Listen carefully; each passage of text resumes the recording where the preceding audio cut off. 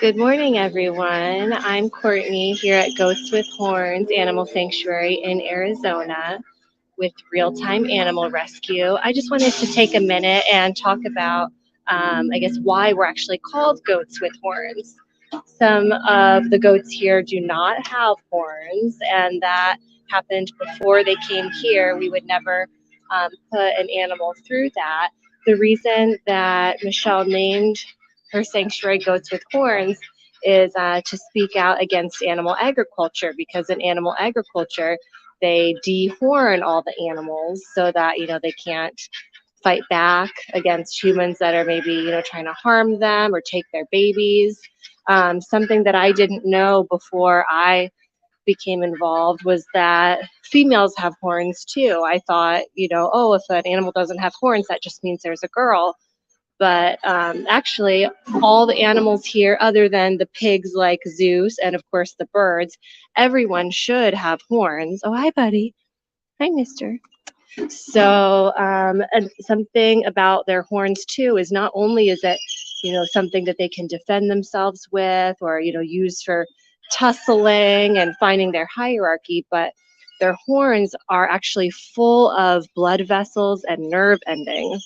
So, it feels really good, for example, if they rub their horns on items or even on you sometimes, like Gibby here will rub his horns on you, give you a real good back rub. He's always careful to use the sides of his horns, and so he doesn't poke you. Good morning. Zeus, of course, does not have horns. Pigs don't have horns, but we can still say hi to Zeusy here.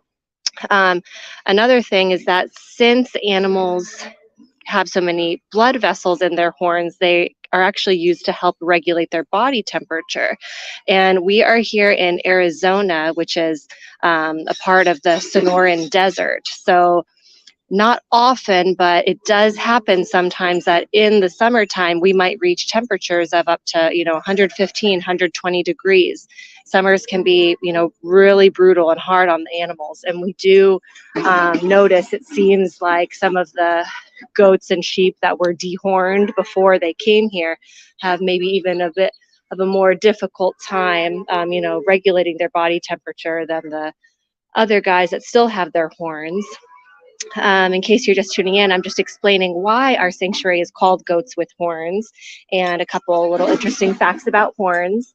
One last fact, and then I'm going to jump off here, is just that we also have a couple of tortoises here, sulcata tortoises, and their shells are actually made out of the same material as goats' horns are. So it feels really good for them to actually get like a nice back scratch on their shell.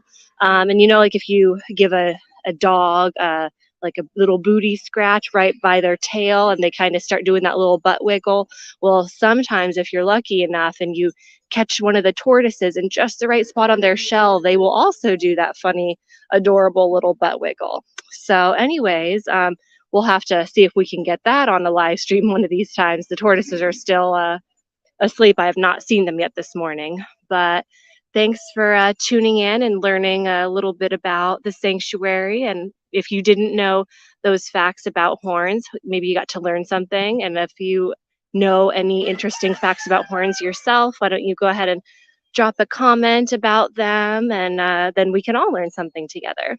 Thanks so much for tuning in, guys. Have a great day.